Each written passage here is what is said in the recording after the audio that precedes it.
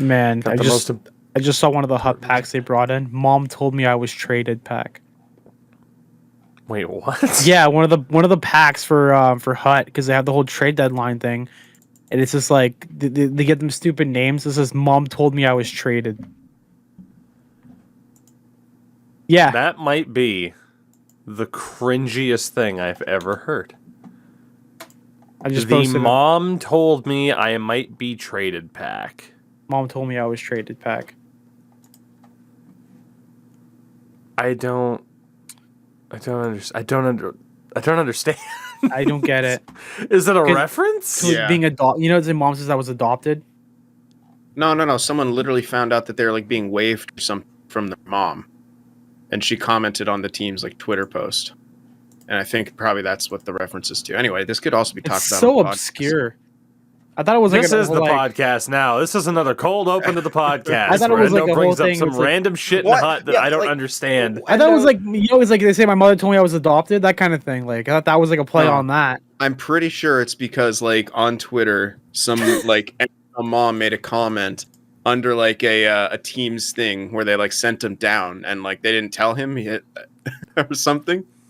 And the mom made the comment of like, oh yeah, you should probably tell my son this before you make the announcement, like with a winky face or something. I can't be certain. Oh, I remember this. I remember. I don't know who it was, but I remember it was like on Facebook or some shit. I found it. From Bar Down, June 2019, NHL player's mother confirms he still doesn't know he's been traded a full day later. It was Ryan Hartman. There you go. Because he was at the lake. So that is a over 2-year-old reference. Oh, I thought wait. I thought it was more recent. No, that says 2019. Damn. Huh. Well, I got a big thinker for you guys. Because he was traded from the Flyers to Minnesota to the Stars. And he Wherever. was not a Dallas Star for very long. Yeah. That's how we can start today's show, guys. How many games did Ryan Hartman play as a Dallas Star? 0. 13. Correct. Shit. Because of COVID or something like that, I think. Was it? It might have been. 19? Oh, no, it was an off-season trade. Yeah, I was going to say, I wasn't sure if it was like at the deadline in 2020. It was definitely the 2019 off-season. Yeah, he was traded at the draft for Tyler Pitlick and then not given a qualifying offer. Right. Wow. And then he had like 100 goals this season. Yeah, and then he signed to Minnesota and has 10,000 goals. I was going to... Fun fact. Ryan Hartman's goal total this season. Why not? We'll start off with all the questions. Over, under 18. He's got 22 goals. It's over. It is the over. He has 23. I remember we were counting like when he had like 13 at like 20 games in or something stupid like that. Like he was one of the... He was going He nuts. has more goals this season than he had in the prior 3 seasons combined. Yeah. So if you want to be a star NHL player, get traded for by the Dallas Stars and don't have them tender you a qualifying offer. We'll find out if that was good enough to leave into the podcast. And if it wasn't, then hey, welcome everybody to another edition of the Tougies Take podcast, where we talk about nonsense for your entertainment. Us, the guys, the fellas, as it's been deemed, we are back again. It is Tougie, somehow escaping from the grips of an internet hacker. We'll talk about that today, alongside Mr. Endo Mills, who witnessed the grand Arizona robbery live in person just a few nights ago. We'll talk about that as well. And in catching up with the fellas, Mr. Sin for the Win is here, now on Instagram. You can catch pictures of him hiking next to a river or wherever the hell you were. Sin, how's your week been? You know, it's one of those things that you know, you've been out and about, you know, getting the mentals on a level, but also exploring some stuff. Just how have you been? I have been as good as I could be over what's kind of been happening. So it's good. I've done, I guess, 3 open mics. No, 2 open mics since we've last had a podcast. Wrote 3 songs, and been treating myself to nature and the world. There you go. It's good stuff, buddy. Yeah. I will say, right off the top, like we've had Crash and Davos on the show a lot, that'll likely continue. It's looking like Sin's going to move to every Friday now instead of being on Tuesdays and alternating, which, hey, it works out because I really like what we've had with Crash and Davos and potentially other people as well. Lord knows, today would have been a perfect episode to have Architect back on the podcast after what happened in Buffalo. My God. But yeah, very much looking... need Eichel. He's trash. That's like spot on. Holy shit. It's the best. It's from all those times of us playing Eichel and hating it, so we just had to rag on one another to make it tolerable. Yeah, so we'd rag on each other, rag on the game, and everyone knew Architect, especially Architect knew that he was miles better than any of us, so he would make sure that we knew that. Oh yeah. Yep. Real son of a bitch. A 2-on-0 and he wouldn't pass the fucking thing ever. Son of a bitch. Wind up and take a slapper. Oh, God. Endo, I won't ask what's been going on with you because, again, I can't wait to hear you tell the story of what it was like to watch the Leafs and Yotes in person. Before we can get to that, though, of course, friendly reminder, as always, this podcast is brought to you by our friends at Manscaped. That is manscaped.com. You can use code Tougie at checkout for 20% off your order and free worldwide shipping. Get all the tools for your grooming needs, head to toe. Manscaped's got you covered. Again, 20% off when you use code Tougie at checkout. Manscaped.com. The right tools for the job. So, gentlemen, I kind of addressed this already. I figured I might as well talk about it here as well. Boy, was this an interesting past couple of days for me. While Sin's on a nature hike and Endo's somehow scoring tickets to Leafs games, although the tickets were so far up, you would have thought he was sitting in another fucking postal code. Actually, you know what? Those were not bad seats. Those were not bad at all. Maybe it was Leafer's seats that I saw where he was sitting was in the higher than the Jumbotron. back. Holy shit. Yeah. Like, he was sitting he was sitting up at like Dubas's level, but like in the back corner. Meanwhile, I'm like row 3, section 308. People know in Toronto where that is, but like, it's pretty close up there. And like the photos I was taking with my phone, beautiful. Absolutely beautiful. I recommend my phone, which I will talk about later. Outside of the podcast, they don't sponsor us. That'd be crazy if we got sponsorship from them, though. It'd be crazy. But great game. Yeah. I had to look it up. It was Leafers seats. It's like he could have just reached up and touched the roof. Yeah. Scotiabank. Jesus my God. Christ. Meanwhile, I was stressing.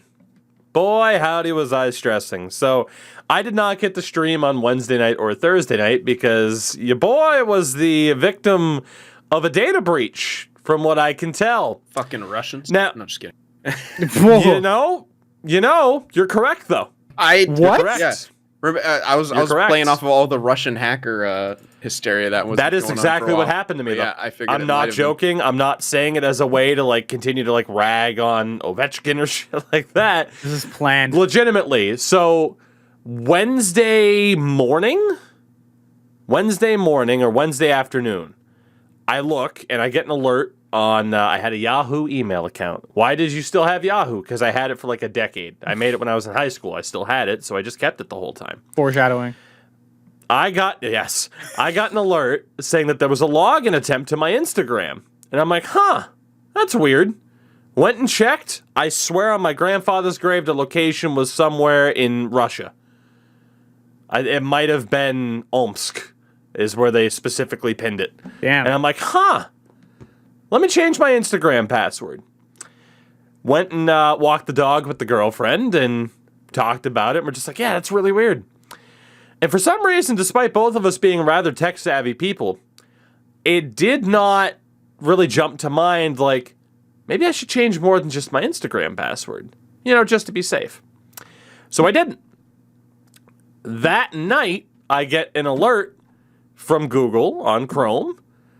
The whole, these passwords might have been leaked from a data breach. And I'm like, And I saw my Instagram on there, and I'm like, I'm going to go change some stuff. As I am logging into certain things, I start noticing shit. I logged into my Yahoo. I see certain things that are weird. I see a confirmed purchase order. Somebody, whoever logged in, confirmed a $100 Patreon subscription to somebody I've never heard of. So I log into my Patreon. And the time it takes me to log onto my Patreon, I then try to go back to my Yahoo. All of a sudden, I'm locked out. Oof. I can't log back in. They've changed the password. I try to log into my bank account. I'm locked out. I try to log into my Twitch. I'm locked out. I got locked out of the vast majority of things. Again, those things I mentioned, my Patreon. And in that moment, boy, do you start to panic. I can't even begin to explain the stress of essentially having door after door slammed in your face. The first thing and the first step was to try to regain access to my Yahoo account, because this was about 10:30 p.m. Kind of difficult to call your bank and be like, hey, what the fuck's going on? So I end up getting in contact with Yahoo support. And they're like, okay, we've secured the account. Nobody else has it. Try to log back in. I can't. The password's been changed. Okay, well, use your alternate email. I can't. The alternate email has been set to the email itself. Oh, well, there's nothing we can do. So I have now completely lost that account. It is in an infinite loop, because somehow the alternate account, oh, hey, I can't log into this one. Direct it to my Gmail account, and that way I'm okay. Which is what I'm pretty sure I had it set to. Instead, if you try to recover password and use the code to get your password back, it sends that recovery email to the locked account. It is stuck in an infinite loop and can never be accessed again, because for whatever reason, Yahoo don't have it within their support system to do what, say, Twitch did for me and finished doing this morning. And I'm very thankful to Twitch support. Where they were just like, okay, hey, we gave you a temporary password, log in, change your shit. No problem. Yahoo doesn't do that, though.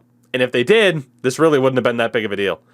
So, holy fuck. You gotta wonder where in their coding it even makes sense to allow the alternate email to be set to the email itself if an infinite loop can happen. How does that happen? I think the way it happened is... that you might have had it set up by accident, but when they went to recover your account and set the recovery email, whoever set up the send it over set it to your actual email, and it just it's done in the background. It freezes and it stays like that. Yeah, Yahoo fucked. So they might have, yeah. I had to call my bank and just be like, hey, can I reset shit? They did that in 2 minutes. The only thing I don't have access to now is the Patreon still, which I'm working on. And technically for Discord, there's some stuff, although we record this on Discord, so obviously it's okay. Yeah. The only thing I can recommend to people, and people might be asking, oh, why couldn't you use your phone? Make sure that your security settings are up to date, guys. Is my biggest story out of this, because as much as it was some random fucking person doing whatever shit they wanted to try and do, there is still some fault on my part. For example, I didn't update my phone number for the support, so I can't use my phone. The phone number that it's attached to, I don't have anymore. Make sure, I don't care if it's fucking Twitter, Instagram, Facebook, whatever, make sure your shit's updated. If you have passwords that maybe might not be the most secure at this point, it's not a bad idea to update your passwords either to make sure they're super secure. Be careful with that shit. I definitely had the attitude of, it's not going to fucking happen to me. It happened to me. And again, it's one of those things where even in the moment where I'm like, someone logged into my Instagram, I just treated that as an Instagram-only thing and didn't think about what else could happen. It's one of those things where you just don't think it's going to happen to you until it does. But thankfully, in the grand scheme of things, everything's all right. It's just been a lot of time investment to fucking switch everything over. Some sites make it more difficult to change over an email address than you'd like to think. So that is story time with Toog. Pay attention to your online security. Pay attention to it, because you never fucking know. Sin, you want to trade? Can I go hiking instead down by the river?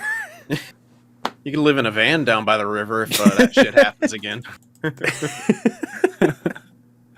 Well, thankfully, and I mentioned this on Twitter too, and I think I talked about it on the podcast before, I had a dentist appointment like 2 weeks ago. and I'm in the chair getting work done, and they're like, "Oh, well, there's 2 other teeth we could touch up real quick," and I'm like, whatever. I got all the shit in my mouth already. Comes out to fucking $2,000. So in the grand scheme of things, even if they did try to take my money, I didn't have much in that bank account at the moment to begin with. So that's why your bank wasn't touched entirely. It's just like, I feel bad for not spending any more money. What makes no sense though is I think my bank flagged it because it disappeared. That $100 Patreon charge just disappeared. So I have no idea, man. Shit's weird. Shit's weird is the best way to describe that stuff. But at the end of the day, I hate using the word hacked, but I guess it would be appropriate. You did get hacked. Most people who use the word hacked use it like a freaking 16-year-old girl on Facebook. Where, oh no, I stayed logged into my friend's phone and now we're not friends anymore, and then she went into my Facebook and changed shit. I got hacked. Like, no, I legit got hacked from someone in fucking Omsk, for God's sakes. Oh, they do that? What they did over here is they'll be like, hacked by JC, and it's just like, him saying like, oh, whatever, right. Left your phone on. Yeah. And then like, guys be like, my name is Jake and I like dick, and it's just like, what? Like, come on. Actually, funny I had story. A Facebook memory like that pop up recently. Yeah, funny story about that. When I was a kid, I had Facebook because we all had Facebook when we were kids.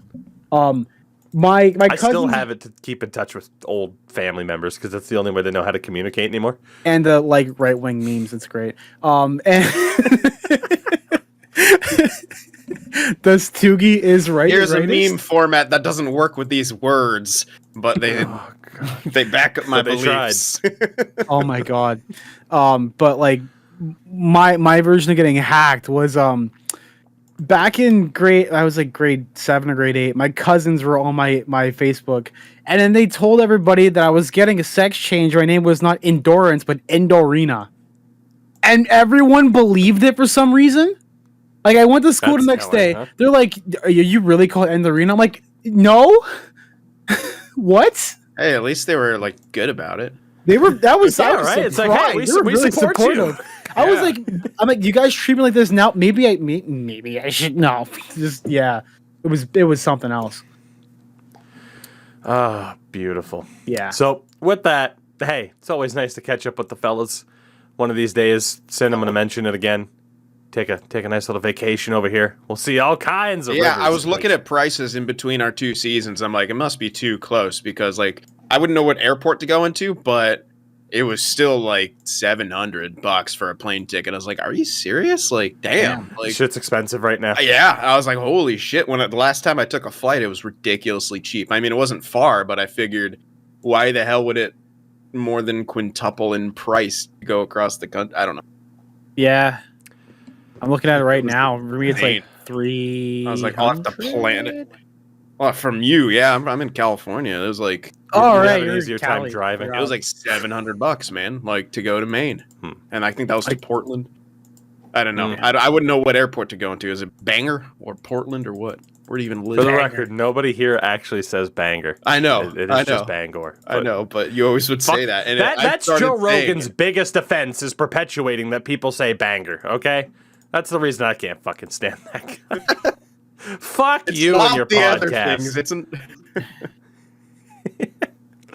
So with that, let's get into a couple of viewer questions. As always, you can send some questions along on the Discord. The link is in the description, and whether or not you are watching or listening, join up. There is the podcast questions section. Now, I think it was Kofster, and I didn't write this one down, who asked about Desean Watson. Now, I, earlier today, heard about Desean Watson, and all I had heard was that he elected to plead the fifth about 700,000 times. And I'm like, how can we talk about that?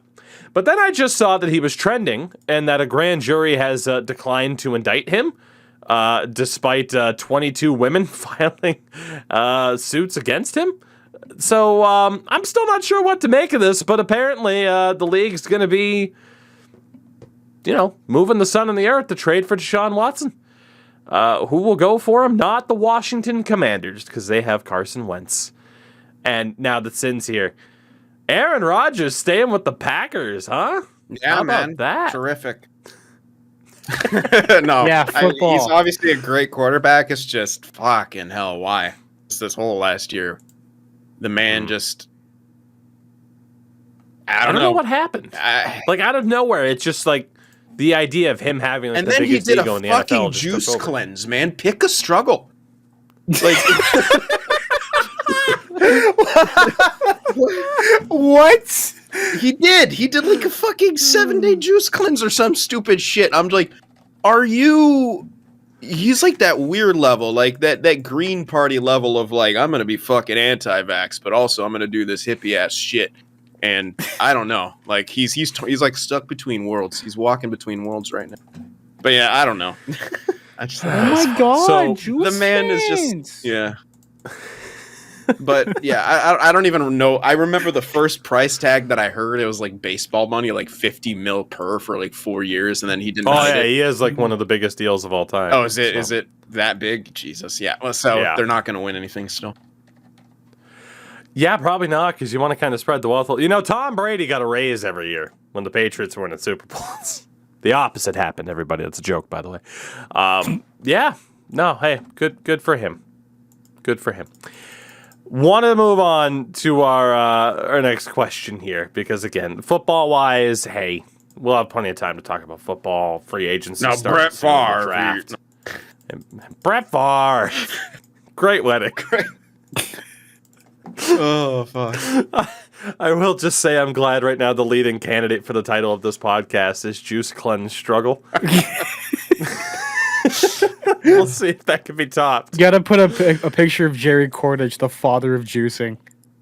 Oh, God. Oh, my God. I don't guess ever that want to right. hear father of juicing come out Oh of my anyone's God. mouth for the rest of my life. So That was so disconcerting. okay, no, it was a video that a YouTuber JonTron put out where he watched like his video, the video, and this guy apparently like went on like the Gerson diet and like cured his cancer from like eating just like carrot juice or whatever, and so he became like the father of juicing and would sell these infomercials for products for juice and all that fun stuff. Some jelly juice. The internet's a lovely place. It's beautiful. Our next question comes from one Pissy Oilers fan. Tremendous name. So, MLB Season Predictions. Now, look, we've kind of talked about it before, baseball-wise. The lockout just ended. Let's be honest, I think that's the big takeaway. I am shocked the lockout ended. I certainly didn't think it was going to end anytime soon. It is rather scary how quickly a lot of comment sections went from supporting the players to blaming the players, by the way. that's very weird. I don't understand how that happened. What? I don't understand. Like, somehow the narrative shifted, or like bots were out there to just be like, it's the players that are preventing us from playing for wanting their fair share in the deal. I'd say give it time, though, before we talk about baseball. Because, again, free agency still has to happen there. We are a month away from there being any baseball. I'd rather see what the rosters are before we kind of, talk about baseball, even though the fact that, Sin's mentioned before, like, hey, he's an athletics fan, and there hasn't been too much to talk about. Endo, at least, is a Blue Jays fan. It's a team on the up and up, so. Yeah, the A's are always on the up and up until they can't afford fucking anyone. Then they rebuild again. You know what they can make afford? the playoffs or they make the playoffs and lose in round 1 or get eliminated in the wild card, and then they sell off all their pieces. They rebuild it. That's the Oakland Athletic way. Hey, listen. The more money they have available, the more money our good old friend Cole Irvin can make. Okay, the more money available, the more money he gets paid. I thought they go to Vegas. I'm done. I don't even know. I was gonna say I thought this entire thing was leading to one of you two mentioning Vegas. No, well, I thought there for sure. Is. I mean, if they go there, I'll find a new team. Fuck Vegas and everything stands. Well, I mean, would you go for a within California team? Probably. Like, I'd probably just be a Giants fan. At least they're willing to spend money, man. Like, as long as baseball is gonna have that no salary cap luxury, we're very rich and you can't do shit about it. You might as well. But San Diego is interesting. I did like that shortstop, dude. He had some great energy. I was gonna say, like, yeah. I was gonna say, boy, don't mention him. He collapsed at the end of last season, not literally, but like his statistics. Yeah, I saw his errors. I was gonna say, I figured the Giants would be your shout, just as they're a bit more northern compared to the other three teams. Yeah, so that makes sense. Our final two questions here come from the number one super fan on the YouTube side of things, that being Scroopy. Keeping up that comment section. Scroopy, we love you for it. There you go. Name a player who your favorite franchise traded for or signed as a free agent that didn't work out, but you wish they did. I wish that Danny Heatley worked out for the Ducks in July of 2014. He only produced a fraction of a scoring touch from the past. I had a little bit more time to think about this, and I mean, the two, I don't want to have it be this first one, but Rick Nash, obviously just injuries caught up to him, but again, to have him as a Bruin was a dream. The next would probably be Simon Gagne, because he was a Bruin killer for years. Like, he was so good as a Flyer, and by the time he got to Boston, it was just done. Like, he wasn't what he was, and it's very weird to think that the final 23 years of his career was played as a Boston Bruin.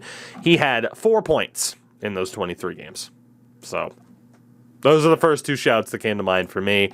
Sin, for you as a Sharks fan, does anybody come to mind? History. Yeah, there's a few, but we were never that big of a free agency team.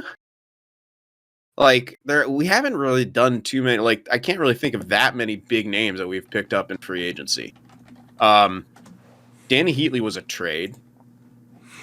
Well, he did say traded for or a free agent signing. It says. Oh, geez, yeah, I completely missed that. Oh, Danny Heatley then. Yeah, you both have Danny Heatley. Yeah, Danny Heatley was definitely one. Ooh, that's tough. I'll have to think about that a bit longer than if Endo wants to go. I might have. All right. Imagine the Leafs fan wishing that someone performed a bit better. Shut up. I'm just saying, fresh you have in my a lot mind. of options. This is fresh in my mind. I want the refs to perform better, and we'll get to that later. No, yeah, we will. Please don't bring it there. Seriously, I think I want to say goaltending, I want to say defense, but for defense, it's not just a single person. It's like multiple people who are just dropping the ball. If we had like peak Frederik Andersen and peak Jack Campbell, which was November. So November Jack Campbell and peak Frederik Andersen, this team would be great. You'd have two guys to lean on. You'd have two legit guys to lean on. I see. Sorry. Yeah. I was like, you absolutely had peak Freddie Anderson. That man was stealing games for you. I mean, did we really have him, or did we just kind of let him go? Well, you had him, but the rest of the team. Yeah, we let him go. He was on an island. Yeah. And everyone wants to blame him because he left. I would leave too. I mean, it's worked out. He's on the still first place Carolina Hurricanes, for God's sake. Yep.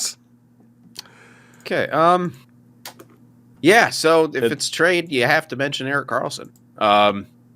Simply because he's good. He's even great, but he's not what you traded for. He's not what you signed. Right? Like, it's the price tag doesn't match the production. What you thought you were getting, the trade doesn't match that. Another one has to be Martin Jones for me. I wanted so bad for that to work out, especially after that cup run. I was like, holy shit, this, like, the way he played in the Stanley Cup Finals was unreal. He like had that extra level. I loved Nabby, but Nabby was always pretty just consistent across the board. Very, very good, but he never found that extra level in the playoffs. In fact, I mean, Vesa Toskala started over him one year when we went to the conference finals against the Oilers. And I thought we might have had that with Martin Jones. I'm like, all right, whatever. Do the regular season, ratchet up in the playoffs like against Pittsburgh. And it never happened. I kept hoping for it because we signed that contract, and it just that's a hard one. And at the end, it's just yeah. The other question from Scroopy here. I think we've answered one like this before, but screw it. Let's go for it. Who's your favorite player from your most hated hockey franchise? I never liked the Red Wings, but Nick Lidstrom was amazing. So it could be currently, or it could be all time. And the question is, I think first and foremost, is who is your most hated franchise? Because I feel like that's changed. Like, I feel like that's a constantly it's fluid. Evolving thing. It absolutely is, because it would have been the Kings before a few years Vegas. ago. Yeah, it would have absolutely been the Kings. And now I'm just like, Kings are fine, whatever, I don't care. It's just Vegas is public enemy number one. Yeah, and even now as I look, like they're like obviously there's always that Montreal shout. And as I look, it's tough. Like I'd never say that there was a time where I like obviously like right after 2019 where I was just furious with the Blues having the audacity to complain about officiating in a series where they were headhunting like sons of bitches. I will never let that go. Neither will I. It was just saying brilliant strategy just saying. on their part. Berube It was, and that's what pisses me off. It's Insane. fantastic strategy to bitch about the refs, but when it's a former goon doing it, can we not see how ridiculous that is? God damn it. My answer is Carey Price. Like, come on. It's the most obvious fucking thing in the world that I actually really like Carey Price. Like, come on.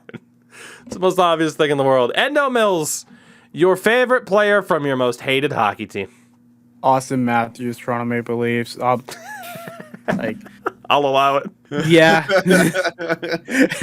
Actually, favorite player, Ilya Mikheyev. I've always liked Superman when he first started setting up here. But honestly, I think out of the franchise that I hate the most, it might be Buffalo, just because of their managerial stuff and all that. Like I hate them for what they've done to Jack Eichel, who we'll get to later. But I think honestly, and I think Tyler Ennis, favorite player from the worst franchise when he was playing with that team.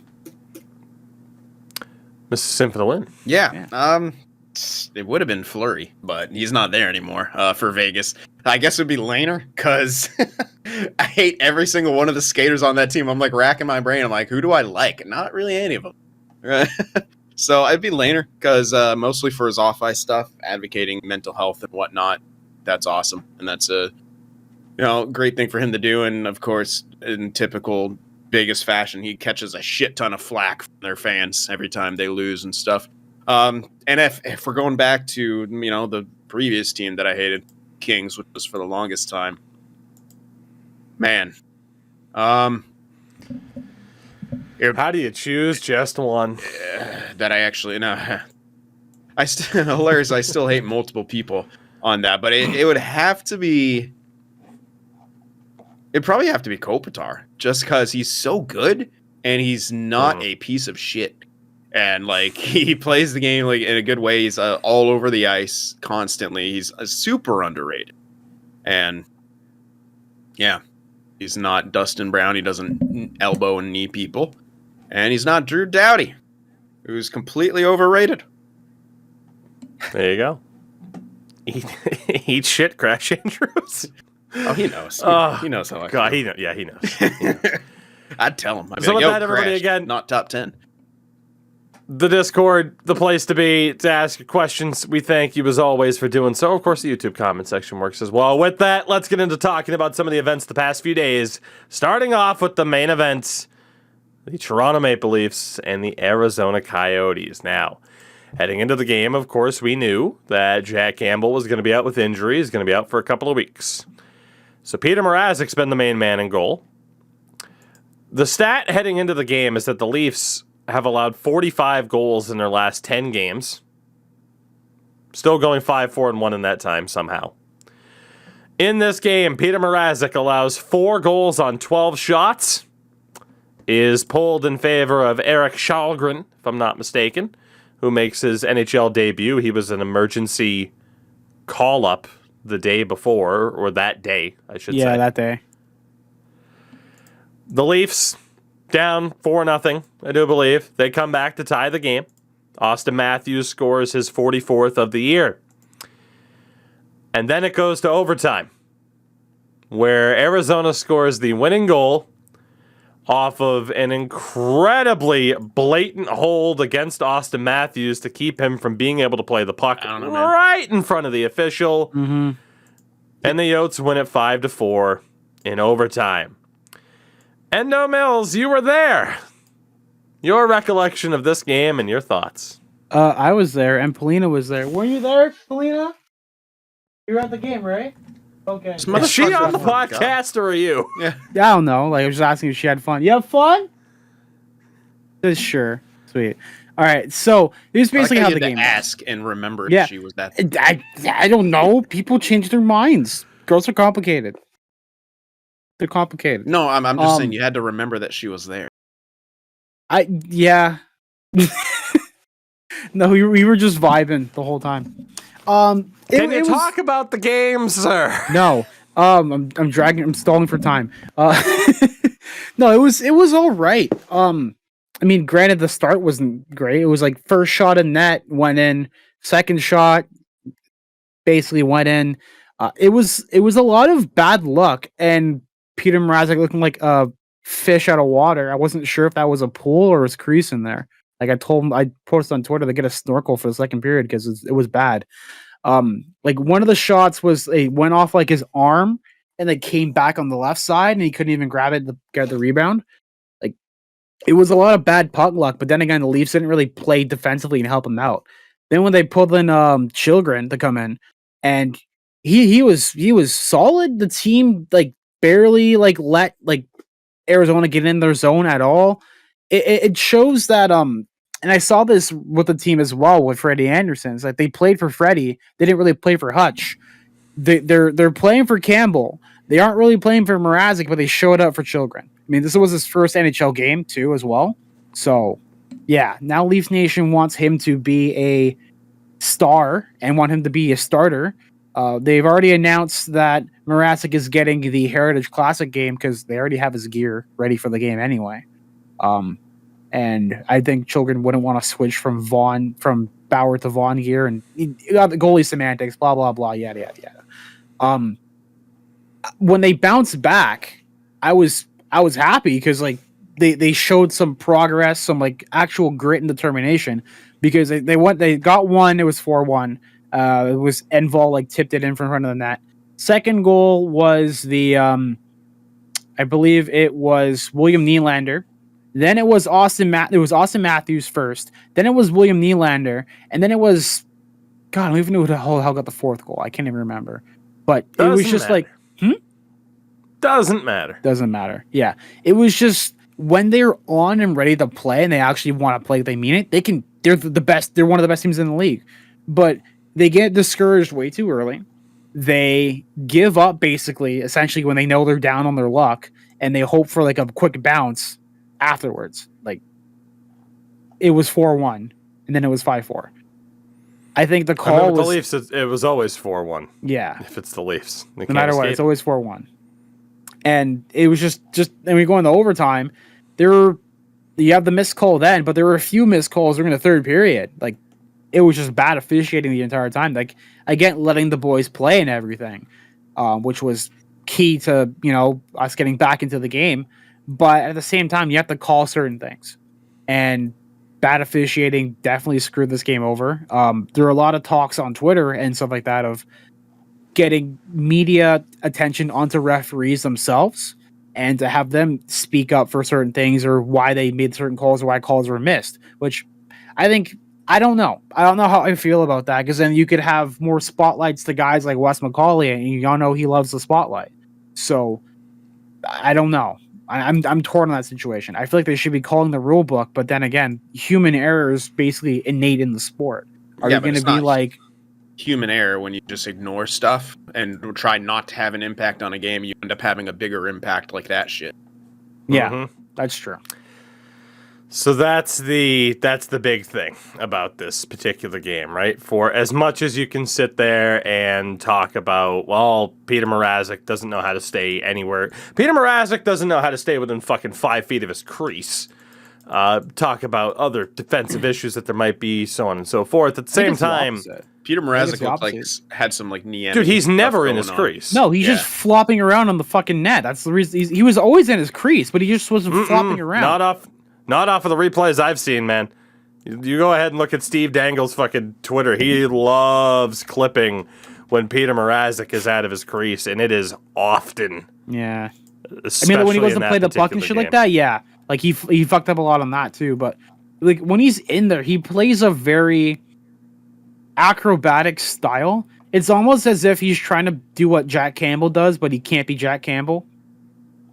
Like, then again, like, Jack worked with fucking Jonathan Quick over there when he was with the Kings. So he developed the style as well from what he was going over there. So it's expected that he has that style. Peter Mrazek, I don't even know, man. Like, I don't know what they gave him to eat over there in Detroit, but change your diet. Change your diet, please. It's bottom line is the biggest takeaway for most people. It comes down to officiating. This comes from Kevin_McGran on Twitter. It's probably worth noting that Austin Matthews has drawn 6 penalties this season, which is tied for 352nd. He is, of course, the NHL's leading scorer. He has drawn 34 less penalties than Connor McDavid. 352nd. When you factor in his average ice time and how much he is out there, how involved in the play he is, that's not a coincidence, and that is an outright point of contention. You know, this is a guy that plays, on average, let's see, this season, 20 minutes and 27 seconds a night. He has drawn 6 penalties in 55 games. We had this conversation when the number came out about how many penalties Connor McDavid's drawn in the playoffs. The bottom line is the NHL, not that star players deserve this extra bit of attention, that you can't do anything near them or it's automatically a penalty, but They do the exact opposite. there is a difference between not treating them differently and not doing anything at all. You look at the NBA, and this was the comparison I wrote down. The NBA kind of has that reputation for protecting star players at all costs, in a sense, whereas the NHL doesn't do it at all. Like, there has to be that middle ground where, yeah, the bottom line is someone like Austin Matthews is going to generate what should be more calls because he is more talented than the people he is going up against. He is just naturally going to be that on a lot of occasions where he doesn't score, look at the play, he was probably fouled at some point. It's just kind of a fact. It's how it works. You look at Ovi in the Edmonton game. The hooking call, the no hooking call on Zach Hyman. It's like we stepped Landeskog. back pre-lockout with that play, man. Like, that was a pre-lockout play. It was so bad. Like, Brian McCabe would be proud. The king of the clutch and grab. Like, holy shit, this hook was straight out of 1992. You have Gabriel Landeskog calling up the refs after a game against Minnesota as well. Kind of mentioning what we all kind of know is, in this particular instance, he was arguing that someone like Nazem Kadri, based off of his reputation, doesn't get calls when he should either. It doesn't change what we already know, right? Like, NHL officiating is a disaster. We're not breaking news here. But it's interesting that more players, in a sense, are, like Landeskog, starting to kind of speak up because guess what's going to happen in the playoffs if this is happening in the regular season? Playoffs are going to be a goddamn mess, for lack of a better term. I was going to use the term battlefield, but given world events, that doesn't seem appropriate at this time. But it's going to be awful. Like, you are going to, like, as it was, someone like Connor McDavid, barely drawing any penalties whatsoever in the playoffs. Oh, well, how much have the Oilers made the playoffs? The point is, like, when they're there and when he's there, the refs just don't call anything. And Sin hit the nail on the head. It's the idea of we don't want to impact the game, so we're not going to call anything, but by not calling it, you're having a bigger impact on the game than the penalty would in the first place. And it's this weird, hockey has this this working class mentality. Like, they're such fucking working class heroes constantly, and you have to, the grinders and the lower line guys, they have to be given a chance. I'm like, motherfucker, it's a sport. The best team, the best player is supposed to have that sort of advantage. You don't try to level the playing field, and the people who support that, all those old heads and all these old school guys, are the same motherfuckers who piss and moan about participation trophies. So we all know they're full of shit. We've known that for a while, but this just kind of proves that, they want those lower, anyway, but I don't understand. Again, this is, we talk about hockey culture a lot, and in this case, it's just focused on the game. This is a part of hockey culture that is just so weird to me, and I don't I don't quite understand how they're still stuck in that mentality. We've had a Gretzky. Right now we have a McDavid who, honestly, like, he literally could break some Gretzky numbers if the game was probably called by the rulebook a bit more. Like, he could be greater than the great one, especially in the playoffs. Like, I mean, yeah, it's pretty bad. I feel like you said, the NBA definitely protects players too much. You don't want that. So yeah, you have to do something, though, because when you're just blatantly not protecting them and trying to, like, level the playing field, you're not letting your stars shine. Therefore, you're not growing the game. People watch hockey to see superstars. A lot of them. Casual fans, they want to see those superstars. You want to make new fans, they want to see superstars. They want to see highlight reel plays. John Tortorella right now rolling over in his future grave because of us even thinking about that. But it's what needs to happen to truly grow the sport. And I just don't know why there's so much resistance from the NHL to doing the necessary things to achieve that. It's odd to me. Yeah, I wish I could say I knew too. I mean, it's been a constant topic of debate for the past year now of this podcast's existence, regardless of who's been on the show, guests that we've had on. Like, this is just the theme is nobody understands the state of officiating because it really does defy all logic. You could put it that way rather simply. On the bright side, Phil Kessel became a dad. He left the game, went home. He's a father. Now he can truly have a dad bod. He's been prepared for years. Yeah. That's what he was training for, motherfuckers. A quick thing as well, too. One thing that we'll never understand in Toronto in general, is the booing of Phil Kessel. I will never understand the booing of Phil Kessel whenever he touches the puck. Really? He got booed the entire night. And I literally said in my section, why are you booing him? He's the only one who's brought us a cup since 67.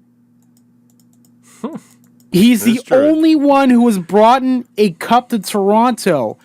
Technically speaking, the Toronto Sickets Hospital, which is like a 10-minute walk from Scotiabank Arena. Not even. He brought it there when he won it with Pittsburgh? In the first year he got the cup, which is immediately after he got traded to Pittsburgh. Good dude. Brought the cup to Toronto. Immediately. Good one, Randy. Yeah. Fill seats. Now I have to fill my hole in the heart with our team just disappointing me every night. God. Well, we'll turn it away from Leafs talk then. Thank you. But we do get to keep talking about people booing former players as Jack Eichel returned to Buffalo last night.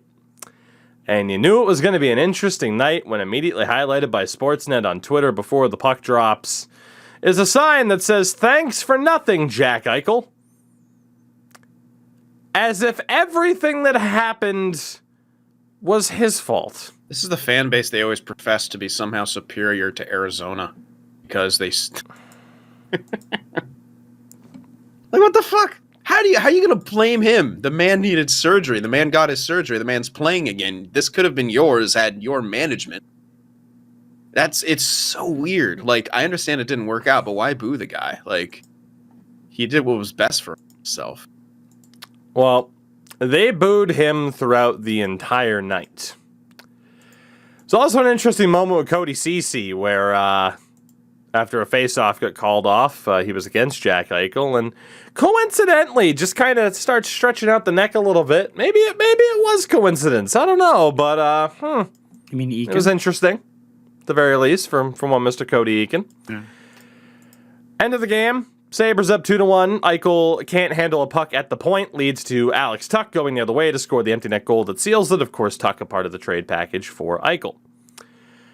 Now, we've set the stage in saying that he was booed the entire fucking night. I don't understand why. I don't. I think it defies all logic as to why he was booed. Because the narrative not that long ago wasn't, oh, Jack doesn't want to play for us. It's, oh my God, our management's dropping the ball. But then Jack gets traded and comes back, and now all of a sudden we're booing him. Weird. Jack Eichel, in the postgame, said this quote, "That's the loudest I've ever heard this place, ever. It only took 7 years and me leaving for them to get into it." And holy fuck, the salts. Good. Raining from the heavens, piling up higher than the Empire State Building. Thousands and thousands of architects all, that's just beautiful. That's a beautiful sight. God. All is one. Like as if every table that was broken, the sawdust turned into salt and they piled it high. Like... People questioning his leadership ability. Oh, it really makes me think back to maybe why the team in the locker room struggled. Eichel was the leader there. If this is how he's going to act. Soft as baby shit. Copium, by the way. Oh, my God. Cope and seethe, you fucking losers. Cope, heed, and Crivia. Not just Sabres fans either, but other people on Twitter and Reddit. Oh, Jack's such a dickhead. I can't believe he would say that. Here's the clip from when they won 10 games in a row. Here's all the clips of when the fans were loud. We want personality, but not like that. How dare he clap back at us? Yeah. Soft as baby shit. Oh my God, the people just full fucking diaper because Jack Eichel dared be snarky back after being booed the entire time by a fan base that claimed they supported him but boo him the second he's gone. Well, maybe he wasn't the best captain, but yeah, because that's not on the leadership of the team itself. I'm pretty sure he didn't name himself fucking captain at age 19. Maybe he was a dickhead at age 19. Maybe he's a dickhead now. End of the day, Jack Eichel should still be a Buffalo Sabre. Oh, well, he requested a trade after being 2 years into an 8-year extension. Like you didn't fucking expect him to request a trade. You were right there with them talking about how shit this organization was, how bad the leadership is, how incompetent the leadership is. But now, well, we can't boo the owners anymore, so we're gonna boo Jack. Like, what the fuck? What the fuck is that shit? I'm sorry, but like this weird fucking ego from a good portion of the Sabres fan base is beyond undeserved and unearned. This weird, as Sin alluded towards, holier-than-thou attitude of we're so much better than other fan bases. Fuck you! Show up to your fucking games then. If you're such a great fan base. Oh, but that's right, you're busy showing your ownership. Hold on a second, isn't that right?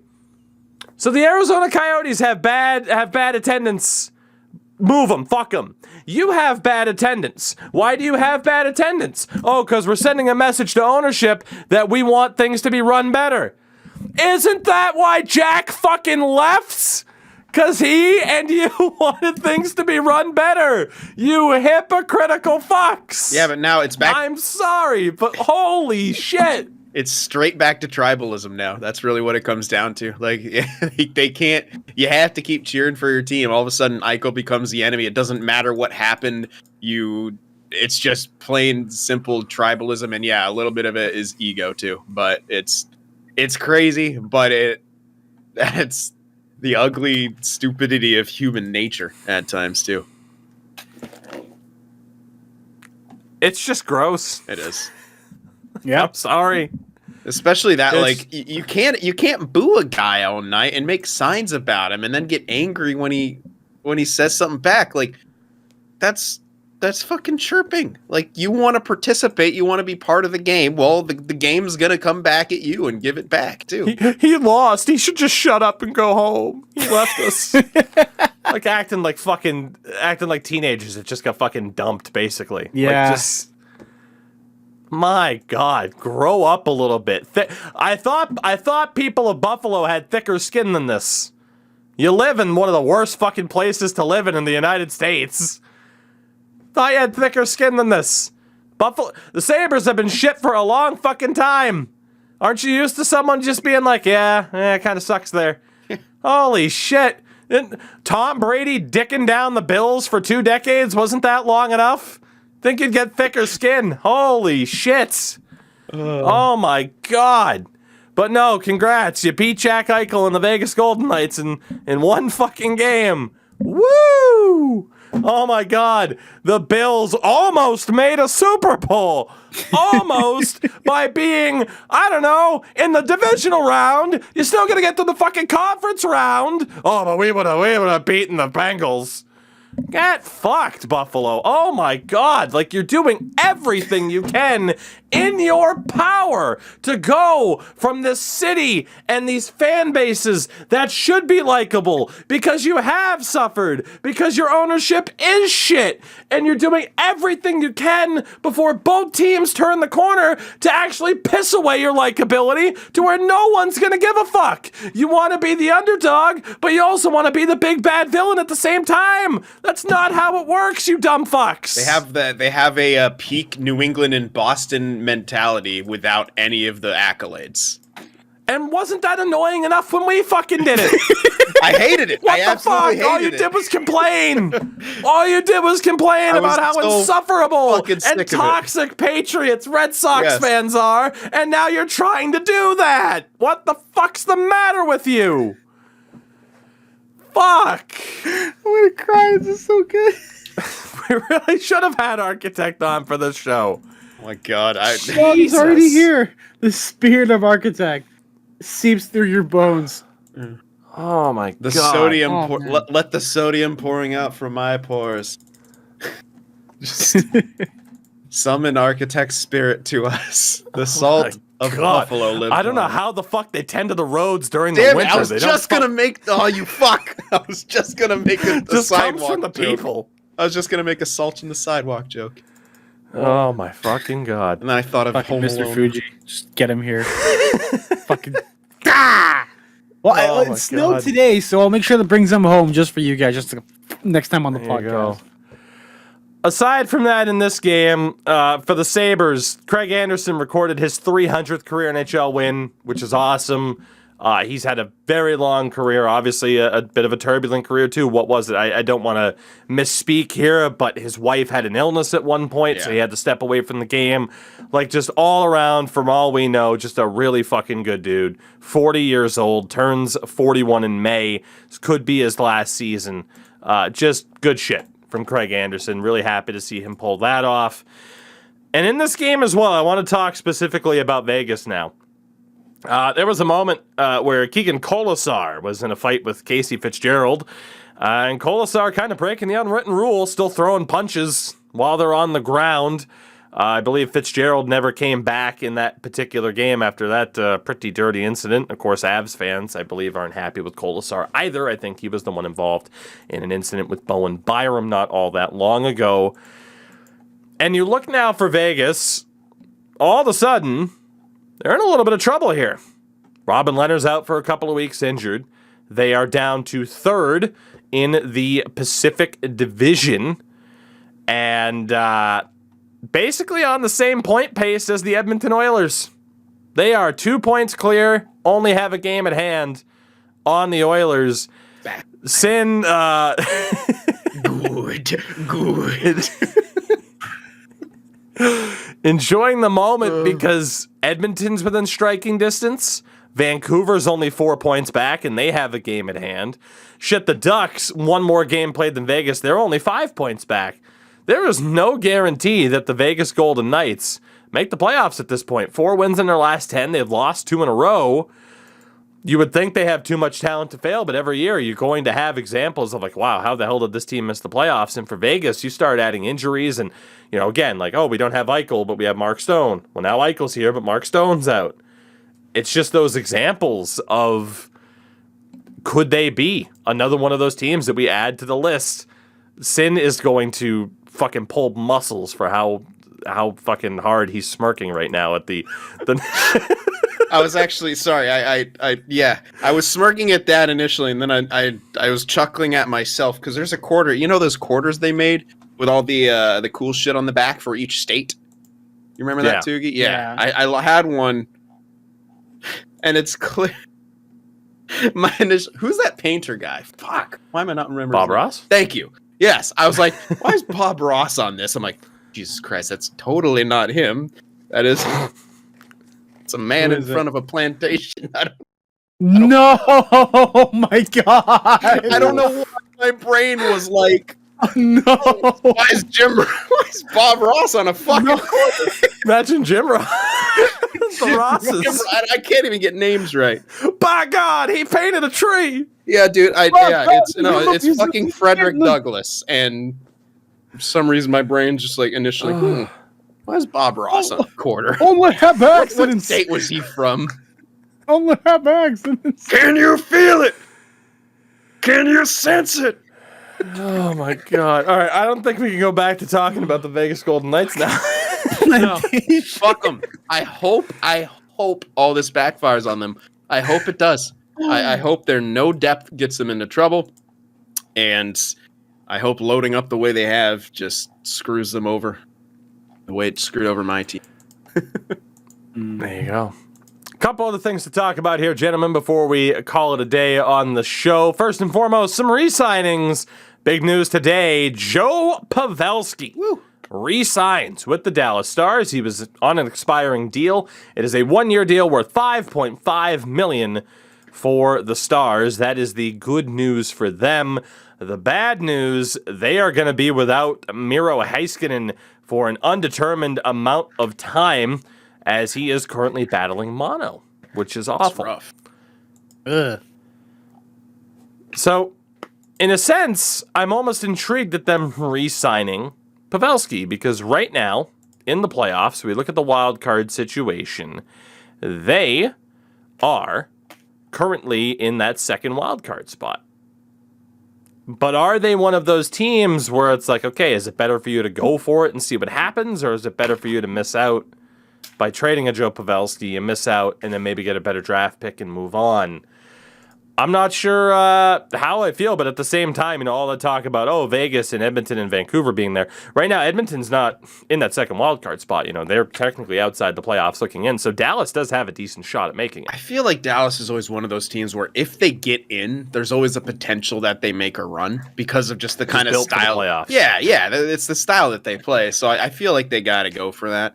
Because I do feel like they still have a lot of those tools that is, in that quote unquote built for the playoffs mentality as well. So I'm just happy for Pavs. I know a lot of Sharks fans are like, "Oh, bring him back." I'm like, he's not. Why the fuck would you want to come back here? He was with what cap space? Yeah, first of all, exactly. What fucking cap space? Second of all, he was unceremoniously let go. The man wanted to come back, and they couldn't get a deal done because we were offering him not enough years and not enough money. Because we decided to go younger with Evander Kane, and that fucking backfired. Trade him for Tomas Hertl. That's the move that needs to be made to get rid of Hertl. Don't bring in futures. Bring in soon-to-be 38-year-old Joe Pavelski. When's the trade deadline's coming up, man? 10 days away. Oh, boy. If Hertl... I'm so nervous. If Hertl isn't signed before them and they let that trade deadline go, I just know he's going to depart in free agency, and... Pain. Be a bitter pill to swallow. So, very intrigued to see what happens with Dallas, but don't worry, Stars fans. You still have Jason Robertson, the best player in the world. You'll be just fine. A team that won't be just fine. The Philadelphia Flyers. Holy fuck, I thought it was fake. I saw the news. I thought it was fake. I'm like, there is no way that's from the real Darren Dreger account. I'm like triple checking sources. They have re-signed defenseman Rasmus Ristolainen. This year he's making, I believe, $5.4 million against the cap. Confirmed, $5.4 million against the cap. He has re-signed for $5.1 million for the next 5 years. It's worth those hits, baby. You know how many hits he gets? You know how he's a big fucking Viking looking guy. And that is half the battle of being a hockey player. Okay? Yeah. If you want to be a shutdown defenseman, you need to ignore those analytics and you need to hit people. You need to make the boom, especially at Broad Street. Oh my God. Yeah, I don't know. It's such a bad deal. And what's the fucking point of, if you have an analytics department, what is the point? Get rid of them. Save yourself some money because you're going to need it now. I genuinely do not understand this. You mentioned it. All that Risto really brings is physicality, hits and blocking shots, and he's big. Power play production. He was brutal in Buffalo. He has been fairly brutal in Philadelphia, too. And I know, shout out to someone like Bojo, like I know Flyers fans, like, he hasn't been that bad playing next to Travis Sanheim. Sanheim's good, though. It's because Travis Sanheim's fucking good. Yeah. Exactly. Like, it's not, like, maybe it's Risto playing up to how good Travis Sanheim is, let alone the fact, I think the word was they might shop Sanheim. It's insanity. I never, and especially too as a roster editor for NHL 22, when people are like, oh, how are you going to have Devon Taves be a 92? First and foremost, look at his fucking numbers. He deserves a 92 regardless of what the fuck you look at. Well, he'd never get $10 million in real life. Yeah, and someone like Rasmus Ristolainen shouldn't get over $5 million in real life, but here the fuck we are. Like, I'm sorry. And it's like, oh, well, NHL GMs know better. Do they? Does Chuck Fletcher know better? Sometimes they do. Sometimes in this case, it's clear as day that this is just not good. But Chuck Fletcher. Let's go over some of these contracts. The most valuable contract he's ever signed as a GM based off a cap hit is the Sean Couturier extension. $775 for 8 years. That's honestly not that bad. He signed the Zach Parise, Ryan Suter double deal in Minnesota. He signed Kevin Hayes to $7.1 million for 7 years in Philadelphia. Like, you look at his track record, signing Thomas Vanek to $6.5 million for 3 years in 2014 when Thomas Vanek wasn't Thomas Vanek anymore. You can get into some of the trade. Like, Chuck Fletcher is a god-awful NHL general manager. That is, I'm sorry, undisputable, indisputable. Call it what you willable at this point. And this is only the latest. Like, Flyers fans, I am sorry. You guys are fucked. Like, you literally just signed Andy McDonald 2.0. And that's a horrible thing when Flyers fans are like, oh yeah, this is Andy McDonald 2.0. Because this has happened to you before. Flyers fans know what they're about to get hit with. Pronger. And that's the saddest thing of all. I mean, Pronger was still effective in his time there, but also they were stuck with like that. I think they LTIR. I would take Chris Pronger right now over Rasmus Ristolainen. How old is Chris Pronger? He can't 50. be worse. No, he's not quite 50 yet, I don't think. But he is 47. Yeah, he's Sign him up. approaching. I guarantee you, if you were to play from this point to the end of the season, his analytics would be better than Rasmus Ristolainen's. I guarantee it. Brutal. And Flyers fans know this. Cannot believe it. He is going to be, I mean, he already was and will continue to be the second highest paid defenseman on this team. It's stunning. I don't see, Sin, you mentioned it. What does he have? Big, Viking looking. It's still 1999. He's got that picture of him with the black eye when he was standing there in the pregame with his helmet on. Oh my God. I gotta say, that was a badass fucking picture, but it ain't worth 5.1. Dude, I'm like, even now talking about it, I'm still just stunned. Good for him. Like, The man. good for him, got for sure. paid. Like, this isn't an assault on him or his character. Good for him. And his But like, agent. he's Goddamn. getting paid comparable money to the deal TJ Brody signed in Toronto and Jake Muzzin as well. Oh, that's not that bad. Yeah, TJ Brody and Jake Muzzin are both better. Yeah. He does have a comparable contract to Tyler Myers in Vancouver, though. Big. Can't teach size. Sign him up. It's the fucking Vince McMahon school of running a hockey organization.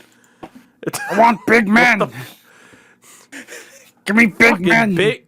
Fucking big meaty men slapping meat will always draw in the NHL. I love it. Holy shit. Just so bad. God damn. Flyers fans, I am so sorry. I need to apparently look at the highlight of this next thing we're about to talk about. Yeah, so for the Detroit Red Wings, Alex Nedeljkovic let in one of the worst goals of all time by accidentally swiping it into his own net. I don't even know how that happens. EA is going to have years of validation now. Yeah, basically. I mean, what do you mean goalies don't hit it into their own net? Brutal. There was a full-on brawl at the end of the second period. Lucas Raymond and Matt Dumba got into it, I believe. Raymond ended up having the back of his head bloodied, which is a pretty rough sight. Yeah. And then the bad news kind of got worse for the Red Wings as it was announced today that Robbie Fabry is done for the season with another ACL tear, his third. Oh. Now, the other two were in one knee. This is apparently in the other. How bad of luck can one fucking player have? I feel so bad for Robbie Fabry. He always has these comebacks and looks great. Mm-hmm. Like, every time he's healthy, he shows you a glimpse of, like, oh, shit, this is why. This is the guy. Like, this is what people thought he could be when he was drafted 21st overall in 2014. Like, he shows those glimpses. Career to date, 152 points in 302 games, which isn't that bad, but it's just the guy has some of the worst injury luck I can recall in the modern game. It's pretty shitty, is the best way to sum it up. And hopefully, you hate to speculate, but hopefully this isn't going to lead to conversations of his future beyond, like, oh, when is he going to get back and be healthy? You hope that this isn't, you'd hope that this isn't anything too crazy or too unfortunate for him. In terms of other news, now we haven't talked about the deadline, but some interesting breaking news here that just came across. This comes from Mike DeFabo, who's a beat writer for the Penguins. Mentions that Kasperi Kapanen is going to be a healthy scratch for Pittsburgh tonight. There has been talks of him potentially being involved in a deal involving the Vancouver Canucks. And would that potentially be a JT Miller? Penguins get JT Miller, every Eastern Conference team should be shitting bricks. Yeah. Miller's pretty good. Oh, Kasperi kind of fits into the age bracket for Vancouver. Was he 24? Yeah. 25? Oh, I think he's got to be 25 at this point. Not that JT Miller is old either. No, but Miller is 28. Yeah. Kapanen's 25. Oh, okay. It's not that big. I thought it was like a 4-year gap. But yeah, so. But yeah, JT Miller as a Penguin is a scary, scary thought for every fan of an Eastern Conference team. Calgary Flames, Johnny Gaudreau, a hat trick against the Tampa Bay Lightning. Pay the man. For the love of God, the longer you wait to get a deal done, the more, seriously, just the more leverage he has in these negotiations. He's having such a good season. He is 28. He is a UFA at the end of the year. Pay the man. I mean, he's making 6.75. Like, what could he like? Give him 8, 8.5, 9. Just do it. Like, you have to keep this guy for God's sakes. Like, unless they're scared of what he might be in the playoffs, but even then, last time they made the playoffs, he had 7 points in 10 games, which isn't that bad. So, Flames fans, for your sake, I hope they pay him. I hope they do. For the Islanders, we haven't had the ability to talk about them too much lately because they're terrible. Yeah. Like, they're terrible. They are, as of today, 20 points behind the Washington Capitals. They do have 5 games at hand, but they are boned this year. Anders Lee, though, scored his first career hat trick, the captain of the team. With less than a second to go on the clock against the Columbus Blue Jackets, he had 29 career multi-goal games, never had a hat trick despite a 40-goal season in the past. Pretty Finally impressive. gets a hat trick. I haven't been able to see the stat of who has the longest or the most amount of 20-goal or multi-goal games without getting a hat trick in their career.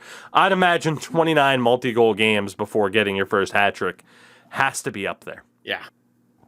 That's pretty nuts.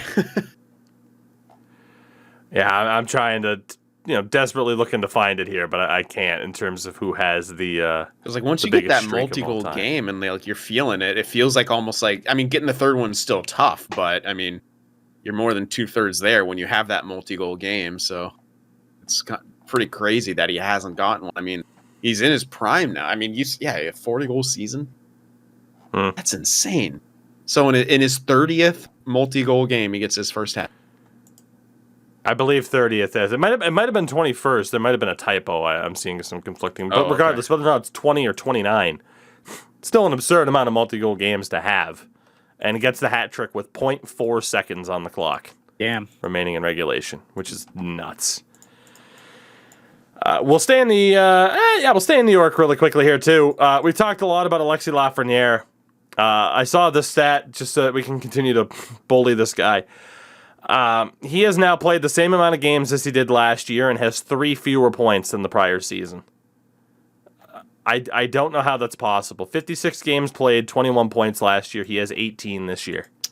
I don't understand it. I just don't. Like, we've talked about it so often throughout the season and so many different options, but you know, the idea of like, okay, number 1 overall pick, you know, it's going to take them a little bit longer to develop, but still, like, man, he is on the top line right now with Zibanejad and Kreider. Don't know how often he's been there this season, but still, just 18 points on the year is shocking. Yeah, that's extremely low. Yeah, I don't have any other way to respond Not to that. even on pace for 40. Like, yeah, I don't know. 13 goals, 5 assists in 56 games. It's been a thing. Excuse me. It's been a thing with the Rangers in terms of prospect development for one reason or another. Last 2 things, gentlemen, I want your opinion. First and foremost, the Florida Panthers. Jonathan Huberdeau has 64 assists. The Panthers have 24 games left.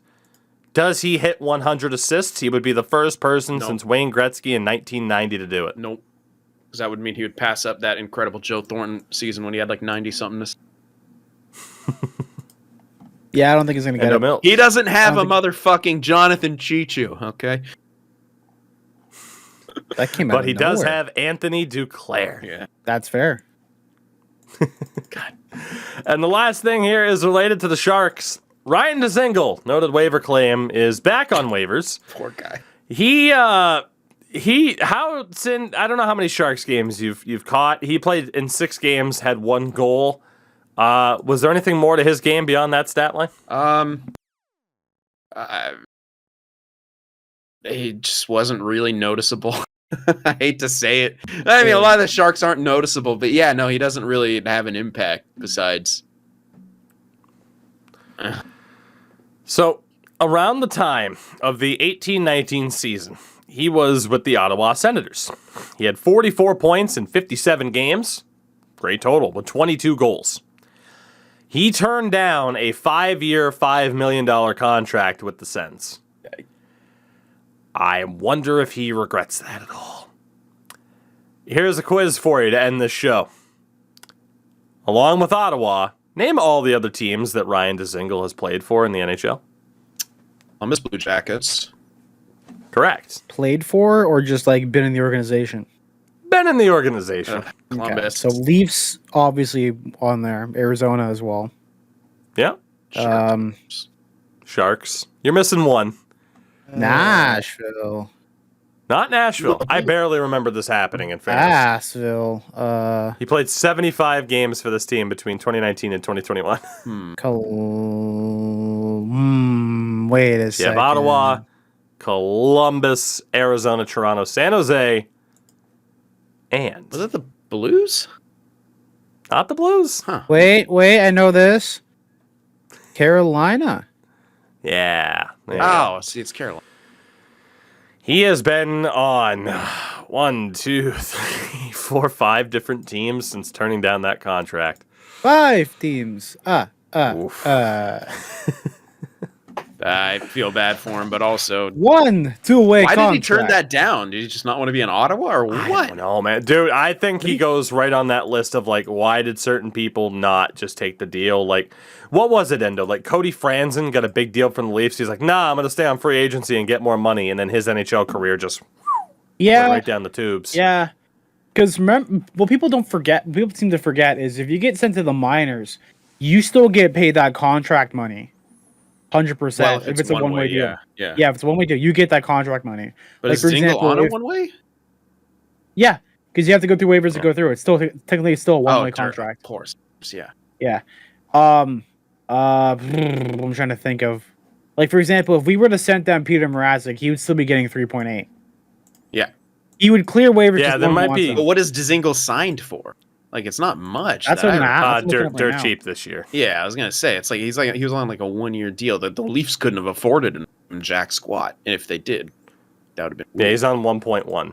Yeah. this year. Okay, that's actually more than I thought. I thought it'd be under 1. Yeah, I thought it was like 800K to be honest. But yeah, hey, we'll see what happens with Ryan Dzingel. We will see what happens in terms of trades as well. There have been the reports. Oh, maybe it's going to be quiet. We are just under now 10 days away from the trade deadline, and we'll see. We'll see. Hey, by the end of the night, Kasperi Kapanen could be a Canuck. Who's to say? With that, gentlemen, good show. It was good talking with you again. Good catching up. Endo Mills, what do you have going on lately? I'm playing a lot of Trackmania, which is it's basically one of the first major like speed running games where the whole purpose of the game is just to go straight through. You have a track, usually it's user generated or it's generated by the company that makes it. It's a Ubisoft property as well too, and you just race, try to get to as fast as possible. It's very straightforward. Go from point A to point B fast. Arcadey time trial game is, I think, the best way. It's almost like the old like Hot Wheels games, but like time trial. Yeah. Focused, which makes it pretty damn fun. Mm-hmm. Mr. Sin for the win. Yes, sir. What do you got going on lately? Yeah, well, you guys can follow me on or watch my YouTube shit, Sin for the Win Productions. You can follow me on Twitter, I guess, although I'm not on there too much. Sin FTW Prod. I am now on Instagram at Paul Cinders. It's going to be my my music stuff. I'm starting there, and it will eventually be also a music YouTube channel too. So be on the lookout for that as well if you want to hear some music. There you go. There you go. You can catch me at Tougie24. Thankfully, Yay! Fuck you, hackers, sons of bitches. Hooray! We are safe. We are in control of pretty much all of our accounts. Thank God for that. So I don't know if I'll be live streaming tonight because I streamed in the afternoon because I was excited to get my account back. Now your boy's tired. Because imagine that. Waking up and seeing the sun all day and then seeing the sun set makes a human being tired. Is that called being a normal person? I'm not used to that. You see these, Pretty sure these there's some blinds, sort of evolutionary thing tied into that, but I don't know. You see these I don't blinds know. behind I'm me? They not a stay jockja.